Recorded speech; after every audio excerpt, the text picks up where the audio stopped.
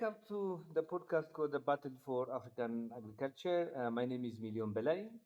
Today we are joined by Michael Tettey, a respected theologian and assistant coordinator of EQA, an ecumenical body working across West Africa to promote justice, peace, and dignity within African communities. Michael has worked at the intersection of faith, justice, and decolonization for years, speaking powerfully about how colonialism didn't just take land, but also reconfigured the African soul, disconnecting us from our traditional values, cosmologies, and foodways. Welcome to my podcast, Michael. Good afternoon, all, and thank you very much, Million, for having me. And Thank you. I hope I'll be able to satisfy the brief that you have given me. Thank you very much. Thank you for the honor. Michael, let's start with your journey. Just tell us about yourself and what shaped your interest in the intersection of spirituality, colonialism, and justice. Yes, thank you. My journey, I have a very long checkered history.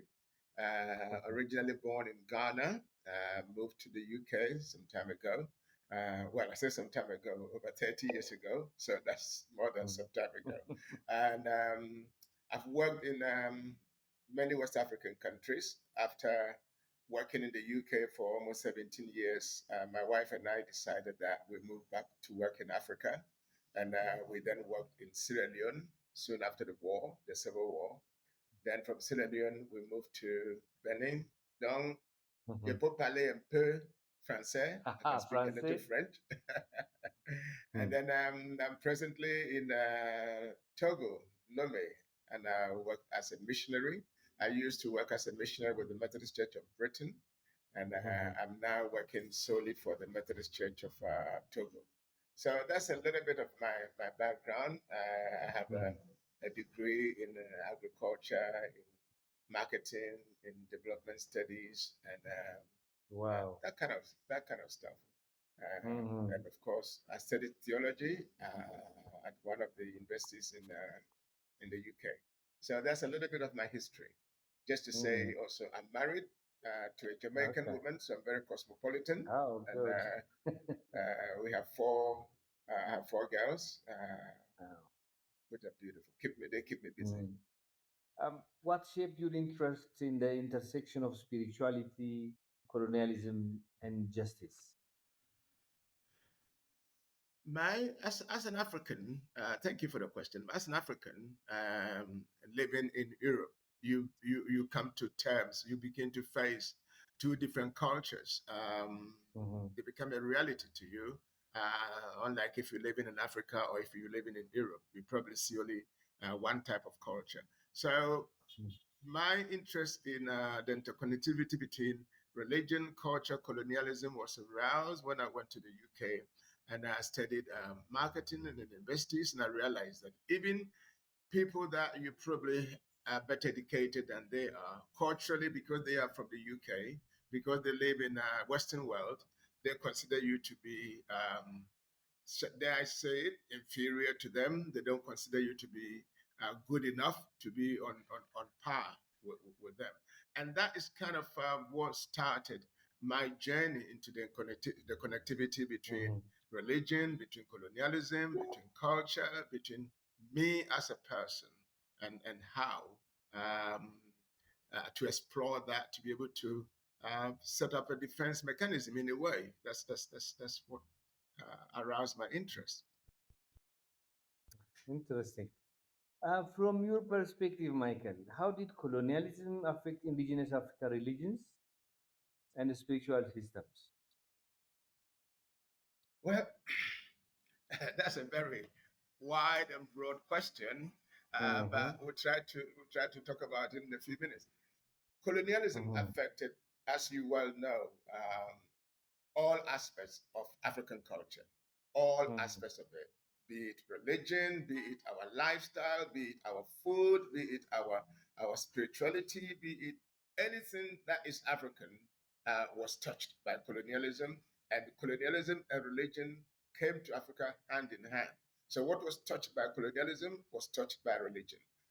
and vice versa. The missionaries came with Bibles, and then the colonials followed because they realized that Africa was rich in very natural resources. But then they came to discover us, even though we've lived on the land for so many years. They came to discover us. So colonialism and religion touched us. And if I just take a little bit of that into spirituality or the food that we eat in Africa before Christianity, we believe that there is African traditional religion where we believe in a supreme being. We believe in various forms of God. There are the positives and the negatives, and we can debate that later on. But basically, there was that concept of a supreme being, there was that concept of a God, there was that concept of the supernatural and the natural, but they interacted. There was an interaction between the two to form a balance between our lifestyle, our system of work, our system of agriculture, our system of food, our system of even bringing up children, and even our communities. There was that interaction between the supernatural and the natural. And that's why, just to give you an example, years ago, people say, oh, you could leave your door open and nobody will go and steal because we believe that there was a supernatural being. If there's a God in front of that door, you're not going to go into somebody's house to steal from their house because you believe that that supernatural being is overlooking that house. And in fact, in some parts of Africa, even today, in some parts of Togo and Benin, we still have that concept where people are very reluctant to steal from farms, from people's homes because of Christianity, because of our spiritual beliefs. So the question of colonialism and Christianity impacting on African religion was a sense that it made us or made us think that African religion was inferior to Christianity. It was inferior to colonialism because colonialism taught us that everything from the white man Western world was better than what we had, and we bought into that lie. So that's just a little example of how Christianity has impacted and continues, I must say, on to impact on African beliefs and religions. And maybe as we go along further, there may be the opportunity to talk about that. Yeah, what was lost and what was forcibly replaced, Um, there must be some examples from a part of the world that you come from. I can tell you from my experience in my part of the world, from Eastern Africa and my interaction with the other cultures all over the world. But what was lost and what was forcibly replaced? Okay, some of the things that were lost was the belief in ourselves. That is the number one. A Mm, belief in ourselves, in our system, that mm, what we have is equally mhm, good, if not better. mhm, So that was the fundamental bit that we've lost, and we are still losing it. We're still finding it. We're still looking for our mhm, identity. That is why mhm, Africans, we define ourselves in the Western culture. Um, mhm, Luckily, you are wearing an African traditional clothes today. I'm wearing that. But generally, if we're to go to a particular place, we probably have to go in suit and tie. We've lost mm, our African identity. We've lost mm, our idea of eating a certain type of food because that is regarded as too African. You won't eat it. mhm, We've lost mhm, the idea of, even our educational system has been lost. We define ourselves by he was in Harvard, he was in mhm, whatever university you want to choose, talk about, as compared to he's been to Nairobi, he's been to Makerere, he's been to Kwame Nkrumah University in Ghana. And that has permeated into the whole system from top to bottom. mm, So that's one mm, thing that we've lost, our identity. What have we gained? We have gained a different perspective of life.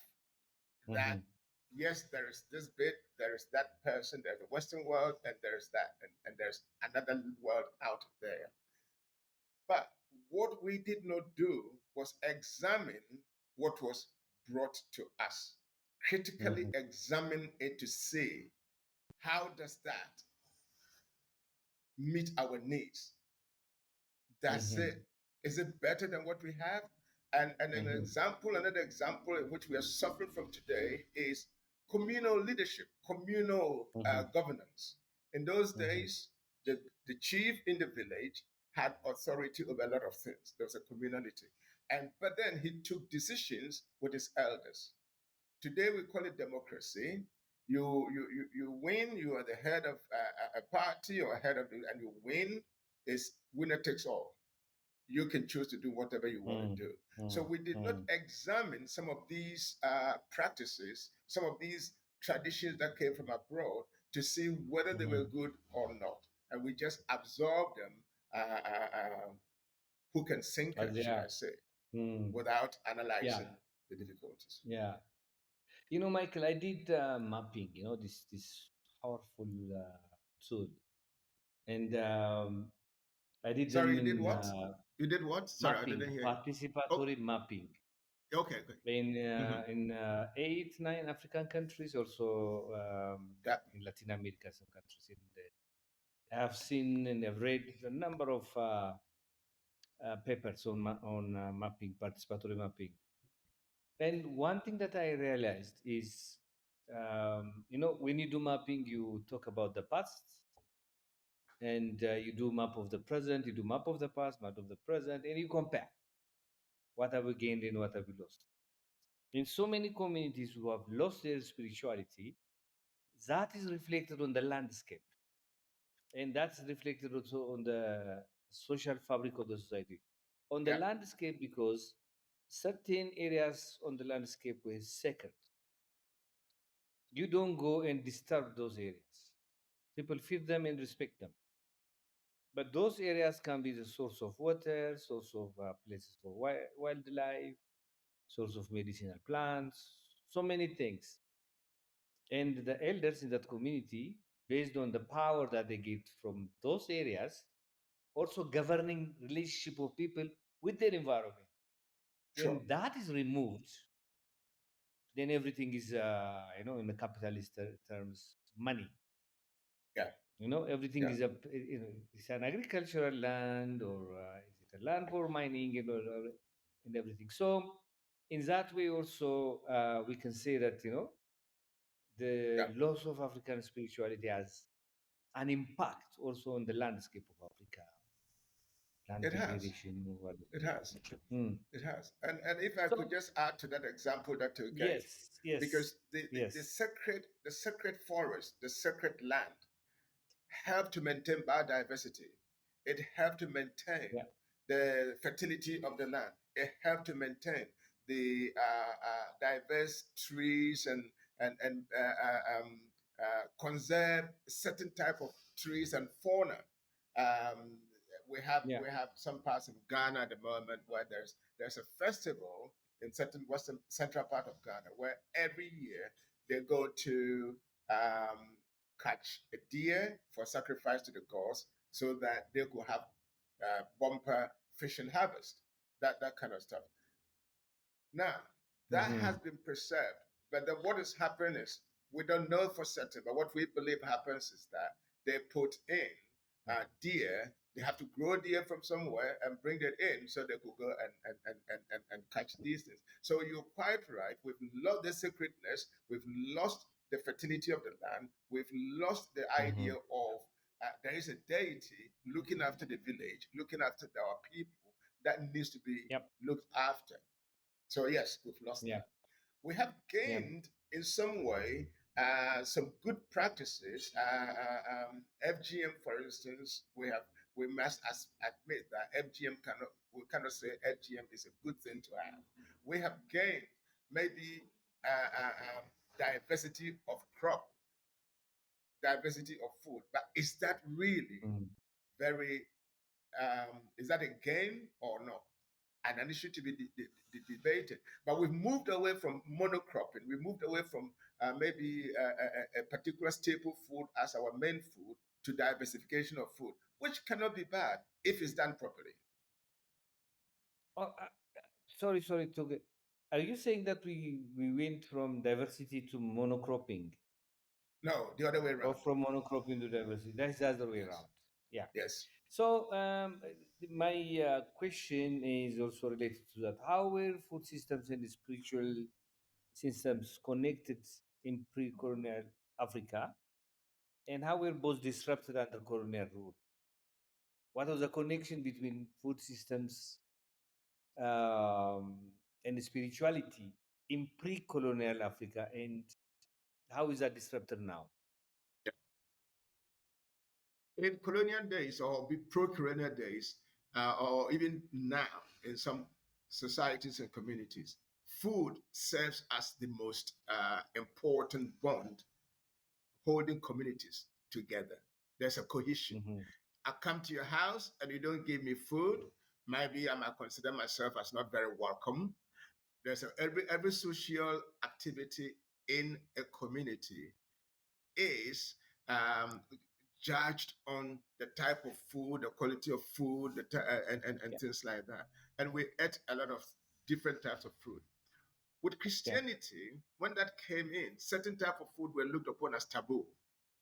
So Hmm. we were not, we were told, well, yeah, we were advised that they were not good food for us to eat. An example Yeah, is pork. If you subscribe to a particular type of religion, you do not eat pig. You do not eat pork. You don't eat a certain type of food. If you're a Christian, during certain times of the Christian year, you may not eat meat, you only eat fish, or you don't even eat at all. So our spirituality as Africans was centered around food. I was centered around how we grow our food, how we harvest our food, how we transported our food. For me, when I was growing up, for my father, our, not my father was not a farmer, but in our community, if you go to the farm to, to sow seed, to farm the land, there are rituals that has to be performed. We perform hmm, hmm, rituals for bumper harvest. We perform ritual hmm, to thank the God who gave us the land. We perform hmm. rituals to ensure that we get a good crop. When you harvest, Yeah, you don't just eat the harvest. You have festivals, spiritual festivals, yam festival, yeah, to give thanks to the gods for giving you a bumper harvest. So there is a God who you ascribe your bumper harvest to. And even when we produce food, when we eat in food, you cook food in a certain way and eat in a certain way. That in our culture gives credence to the presence of either ancestors so there's a veneration of ancestry within those yeah, kind of things. And then also when you're transporting food to the villages or to market, there are certain rituals to be conducted. yeah, I'll give you a short exactly. example. Um, One example is that in some parts of the world, when you're transporting your food to the market and you come across a certain big river, you throw a piece of corn or whatever it is that you're going Hmm, to sell into the river hmm, to feed the god of the hmm. river.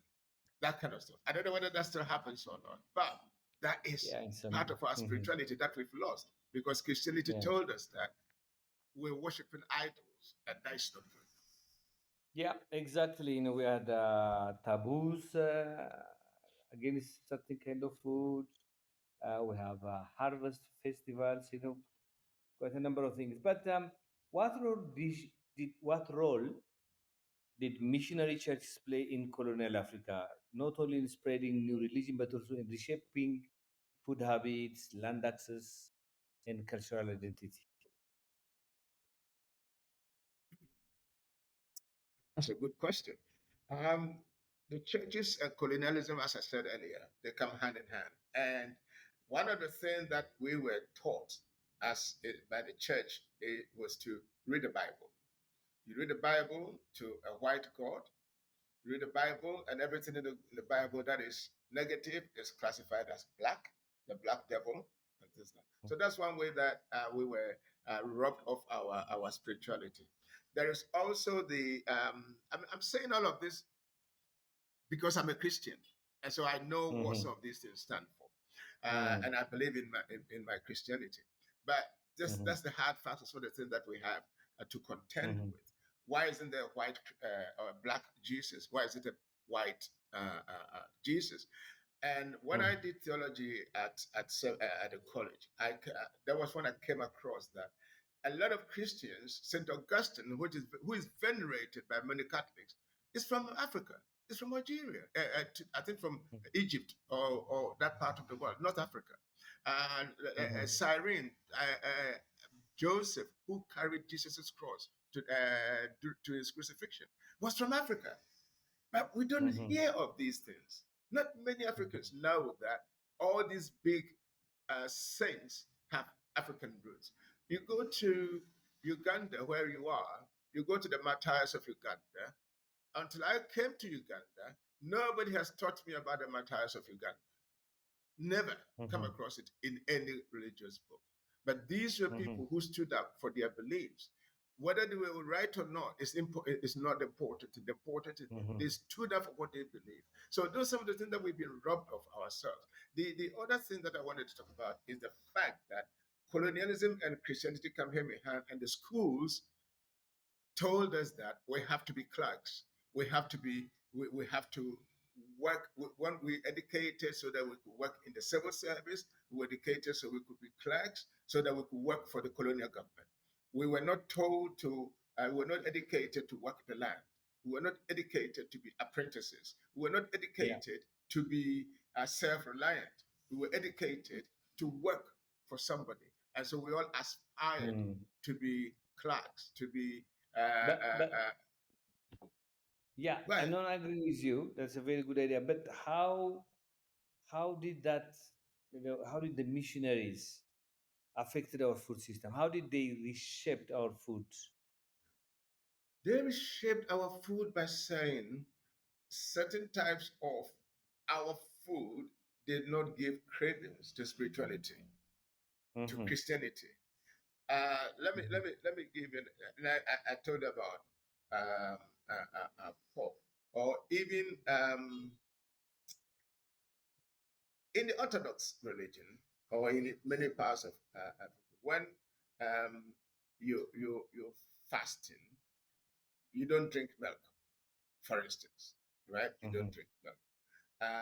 They ship our food by saying, if we produce, for instance, we produce millet and sorghum for alcohol production in addition to eating. Now, Mm-hmm. alcohol was frowned upon, and it's still frowned Mm-hmm. upon by Christianity. You don't drink. So the Mm-hmm. point of it is that our thinking about millet or African drink or local African drink. I'm not espousing that we should Drinking, I go and know, but yeah, there are drinking that. species But of millet that are used for that. yeah, that was Yeah. we reduced our growing up that because we were made to understand that drinking is no good, and because it was being used specifically to produce alcohol, that has an implication. Another way that it affected our food system, um, again, uh, we had communal type of eating. We ate together, we do things together.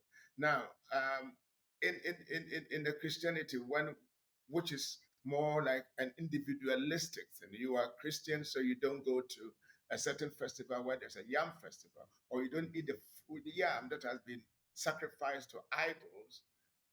You are affected by what you eat. If in the village all the yams have been Yep. dedicated to the Mm-hmm. village god, so you have to eat something Mm-hmm. else. You have to eat rice. You have to eat Mm. cassava, Yeah. Yeah. something that has not been Yeah. dedicated to the god. So that's how they Mm. affected our food system. That's how they affected the type of food that we ate, Mm-hmm. and things like that of that sort. Yeah. So let's talk about ethics, religious teachings and ethics. Can you give examples of how colonial religious teachings undermined African ecological ethics, such as respect for sacred groves, seed rituals, or animal taboos?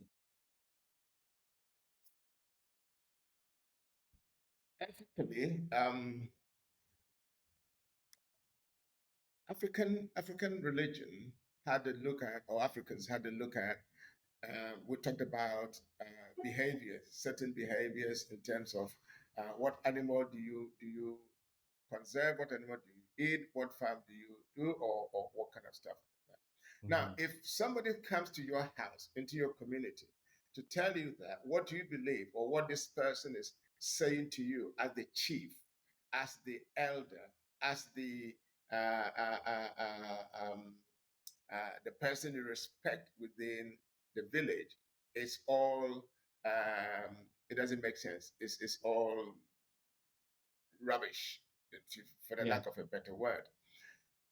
Ethically, you begin to lose respect for the system within your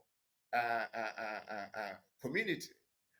We respected what the elders told us. We believe mhm, that they knew best. They heard from not that they always true, but they heard from our gods, from our ancestors, and they passed that on to us. So that is something that we were told.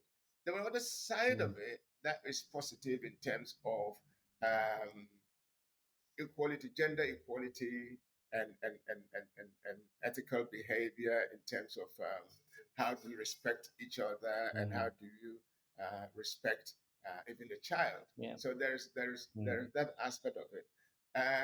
But generally, the Christianity began to erode our system, our ethical system, our respect for adults, our respect for our community, communal relationships, and it became more of individualistic. If you are not a Christian, I do not go with a Muslim.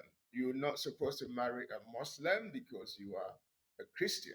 You're not supposed to marry a mm, non-Christian because they will bring you down. Before some of those things happen, we lived together. mm, And yes, there were tribal tensions, people from different tribes, people from different beliefs had conflict.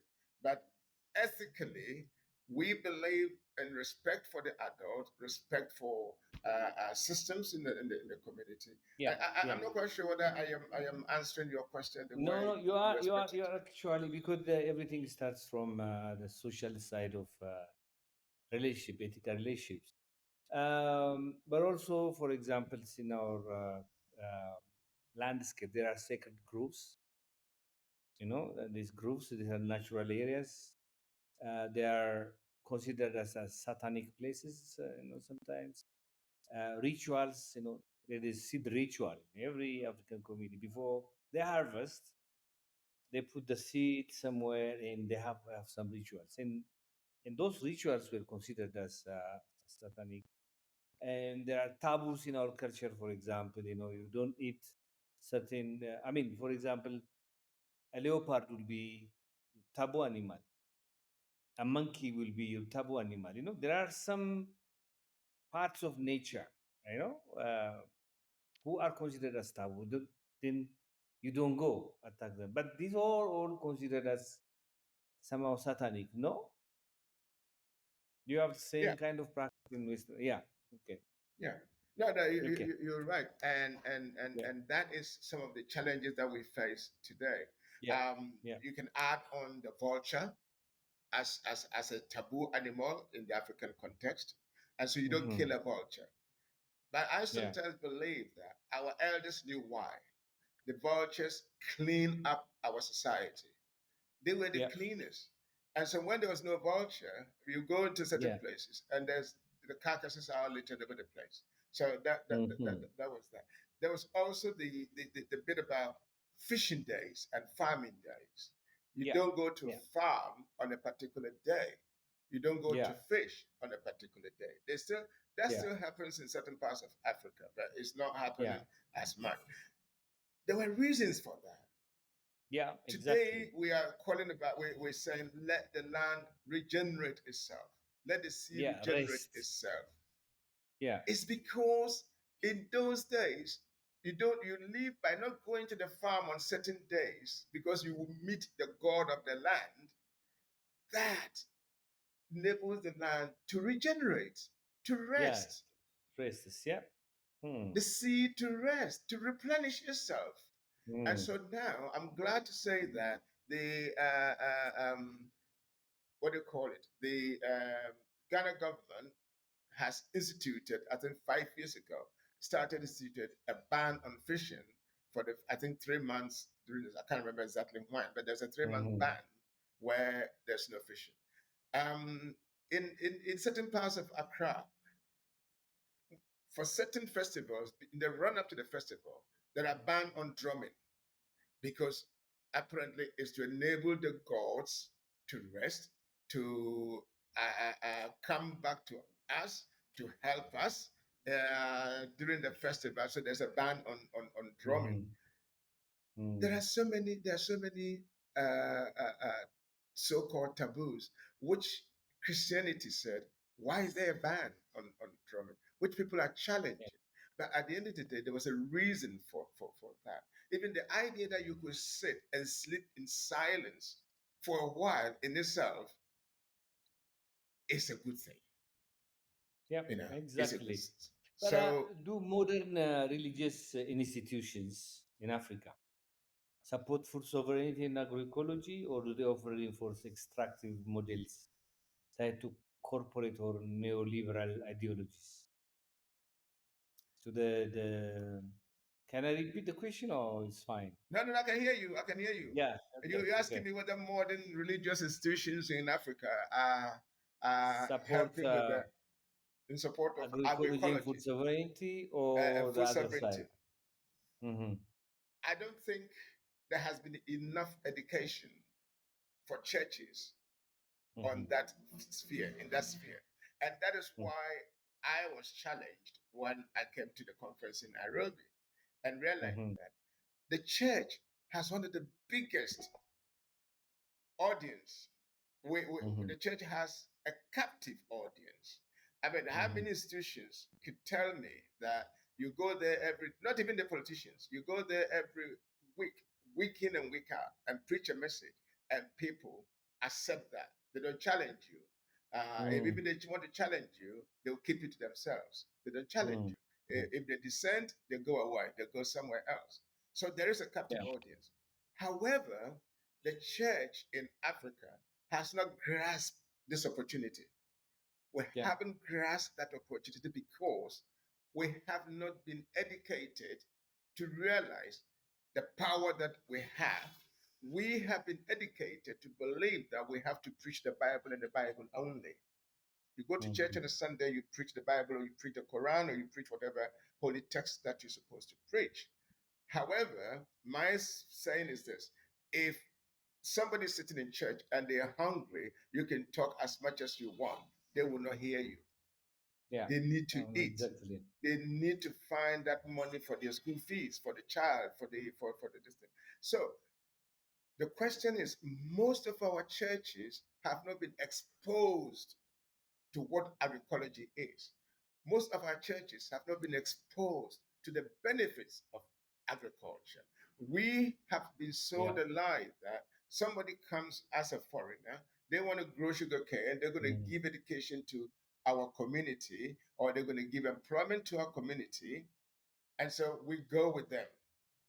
It is time for us as a church, and that's what Fakiwa is want to champion among these churches, our members countries, Mm-hmm. 30 member countries, that there is a bit more to just multinational farming. Our traditional methods of farming sustained the land, sustained our people, sustained our communities, and it became a rallying point for communal cohesion. I'll give you an example. When I Mm-hmm. was in Sierra Leone, one of the things I did when I was working at the hospital, we had a big piece of land and we couldn't farm it because one person couldn't farm it. So what I did was I called the whole people within the hospital and the villages and I said, we have this big piece of land, we want to grow groundnuts. Come help us to farm the groundnut. And then when we farm it, we see how we could share it amongst ourselves, right? And they all came and we were able to farm 3, 4 hectares of acres or whatever piece of land that it was. That is what our traditional fathers were doing, bringing cohesion. And that is what the churches need to be reintroduced to say we can do this by talking to our people. Yeah, because the yeah, church no, leader has a lot of agency within the church, and we could use that agency for the better rather than for lining our pockets only. Sorry to say that. well put, well put. Yeah. So, the one of the things that the Christianity is criticized is that this whole idea of dominion over nature. So the question is, how much this dominion over nature continue to shape agricultural practices and policies, attitudes towards industrial farming in Africa? And what are the alternatives rooted in African spiritual cosmologies? The church has dominated us, given dominion over our No, in the land, Bible, I think in the first part of the Bible, it says that man was given to giving be dominion over dominion animals, over nature, over nature, over over nature the in earth, general. So to yeah, do everything. Yes, yeah, yes. that And that that was that was taken as a like as a green card to spread spiritual. I mean, industrial agriculture and industrial farming. So how is that thinking affecting industrial farming in Africa? And what are the alternatives rooted in African spiritual cosmologies? dominion over land, dominion over birds, the dominion over seas, and the fishes does not equate to destruction Hmm. because God created a land which is perfect. And that's why he put Adam. If a Christian were to come to me to say that, and they have said that so many times, you realize that God put man in the garden to tend the garden and to eat what they tend, not to destroy it. Hmm. So when we are given dominion, our dominion comes with responsibility. It does not, it's not a one-way street of we eat whatever we want and do whatever we want to the Hmm. land, because the land Hmm. is to sustain us. So it comes with Hmm. responsibility. If you read the book of Genesis, and then you go on to the book of Leviticus, and you go on to the certain parts of the Old Testament, Hmm. it talks about preservation of the land. For instance, where we have Jubilee, the year of Jubilee, Hmm. we are called upon to preserve the land after 7 years. Can you hear me? Okay. Yeah, yeah, To I'm yeah, yeah. listening. To preserve the land after 7 years, to not to farm the land after 7 years. Why? For regeneration. We're called upon to preserve certain animals in the garden for our generation, not to Hmm. destroy the land. So giving dominion is like telling me that I have rights without responsibilities. You have dominion, but your responsible is to tend the land. And that is what God gave to Adam and to man to say, That is make sure. misunderstood, basically, It is misunderstood. and people take that as an indication to do industrial farming and dominate nature. The question is, so how can we bring? What is a perspective from African spirituality, spiritual cosmologies? And question would be, in Africa now, how can we have a different narrative rather than a dominion over nature? And how can African cosmologies help to build a new narrative? I think that narrative is beginning to come through. For instance, we all Hmm. know that animals do not kill for the sake of killing. Animals kill to eat. The lion Hmm. will eat almost everything that it kills. It does not just kill and leave it and go away. The hyena will kill and eat what it kills. When it's not hungry, it does not kill. Mm. We don't do that as human beings. So the same thing happened during our fathers' days. They believe in using the land for what you need only, and not Hmm. for everything else, for greed and for whatever. So if you know, that's why our apart from lack of resources and labor. That was why the holdings were small. You got household holdings that could satisfy them, and they were not interested in acquiring huge pieces of land. The huge pieces of land were then reserved for the community. They were part of the communal land. And that is why in this day and age, a lot of lands with all its negativity are vested in chieftaincies, chiefs, or communal lands. We have communal lands. Or in certain parts of Mhm. Africa, they've been taken over by the government and they become government lands. But because they took only what they needed, it is now for us as a church to go back to that concept of dominion over the land. Does not mean just eating everything, Okay. destroying the land. Okay. It means having the responsibility to do that. And that is why I was saying that the church has not realized its potential in some of the agricultural narrative. And that's what we need to do. So connection, I mean, question would be, how can reconnecting with African spiritual traditions help rebuild food systems that are more just, ecological, and community led? You see, the challenge that we have in Africa is that Mm-hmm. mentally we have been colonized. We've been emancipated politically, economically, mentally. We are still enslaved. And Yeah. that is something that I studied Marcus Garvey at theology at theological college, and that was one of the crying songs of Marcus Garvey, which Bob Marley turned into a song. Mentally, we've been enslaved. We have to get away Mm. from the concept that everything African is a witchcraft, is Yeah. against Christianity, is against because it's against Western ideology, it is bad. We have to free Mm. our mind. That is how we can come out of this as a church. We can help to come out of this mentality. Now, unless the church is prepared to come out of that mentality, and I give you an example. If I go to church in Africa, I'm expected to wear a suit. I'm expected to wear a certain type of clothing. If I wear African clothing, it has to be one of the sharpest, right? If I come in a different sort of thing, oh, this is not for church. That is part of our mental slavery. The church has to decolonize itself.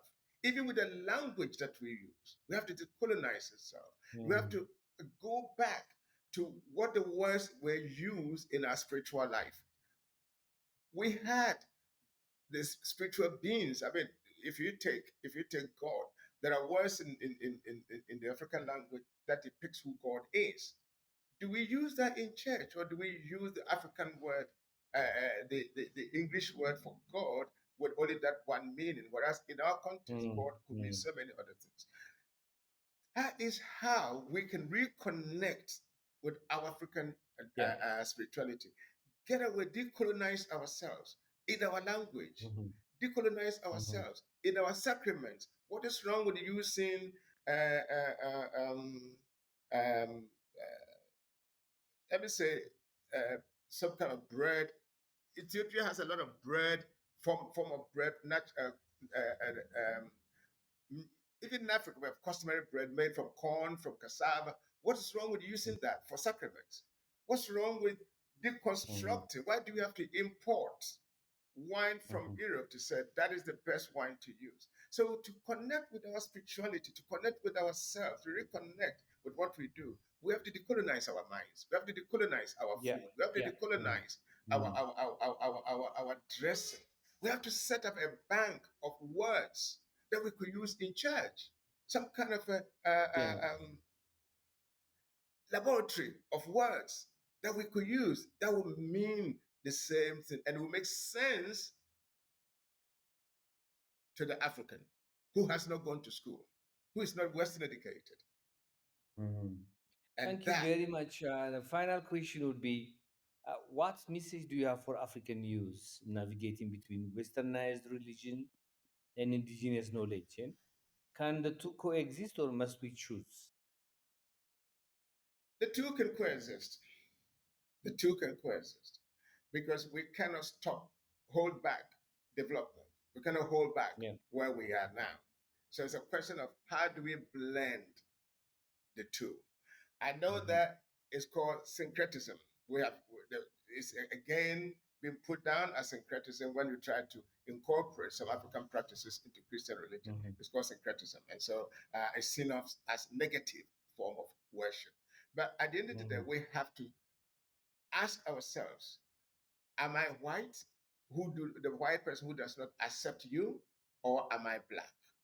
And until the church is prepared to help us to redefine and rediscover our identity Mhm. within Africa, and not to make us believe that unless we use a certain type of wine, we're not having communion, the sacraments are wrong, Mhm. then that is what it is. We use bread, ordinary loaf bread, in the street for communion here. It does not deviate from the importance of what we are doing. And I think Yeah. that is But what what's your message for youth now? my message African is for youth. the youth to. Sorry, I got carried away with that because I No, believe that's strongly fine. It's in all fine. that stuff. Yeah, But the what we are mission saying, for the you're youth is to beautiful here. re-educate ourselves as youth. I'm Mhm. counting myself among that, despite my age, to re-educate Mhm. ourselves, to believe in ourselves, to rediscover ourselves, and not to accept that whatever the white man brings to us is the best thing. It isn't. Or for that matter, whatever comes from China is not the best. It is to be contemporary. Mhm. What comes from China is not necessarily the best. We have things in Africa. And I think lastly, before I move, I hand over to you. Our governments need to put in place policies that will encourage our youth. Mhm. They need to put in Mhm. place policies Mhm. that to support our youth to do certain things for themselves, going back to agriculture, that they will go back to the farm, get away from this mentality of I've been trained, I've been educated, I have a degree, I cannot go to the farm, I must get a job in an office. Yes, if you can get it, fine. If you can't get it, there have to be policies in place, there have to be funding in place, there have to be incubators in place to enable our youth and our women to go back and do things. They can have technology in place, innovation. We need to incorporate some of these innovations into our food production systems to encourage the youth because they are now tech savvy. We need to Yeah. Yeah. tap into that tech savvy to ensure that they'll go back to the farm, not as a punishment, but as a way of earning a very good income. And that is what I would say we need to tell our youth. I would tell them there is money in farming if it's done properly. I tell them that they are, well, I would suggest to them that they are good who they are. It's for them to redefine themselves and not and see themselves through the lens of Africa, not through the lens of the Western world. Redefine ourselves and take away the shackles of colonial mentality, which means that if I come from, I'll give you an example before I finish. When I was going to Sierra Leone, I was put into, my wife and I were put into a place, and I said to my wife, I bet when we go there, we're going to be given the best bungalow at the hospital. This is a country that just come out of war. So you can imagine most of the buildings were broken down. Lo and behold, we went to Africa because we're coming from Europe. Even though I'm from Ghana, my wife was from Caribbean, we were given the best bungalow on the campus because we are from Africa. And then we have the doctor and we have the nurses in different, we have to come away from that. We have to come away from that. Yeah. And that is what I Yeah. would tell our youth. Thank you so much. Thank you. Really appreciate it. It was a fantastic interview. Finally, which Bob Marley song would you recommend for this? I Which what, have sorry? one in mind. Which Bob Marley song, since you have a Jamaican connection now? I think I think my song will be to I've forgotten the title, but the lyrics go to free ourselves, from mental slavery, and that is Yeah, what I would redemption say. song. Redemption song, Redemption right? song. Redemption song. Yeah. That is that.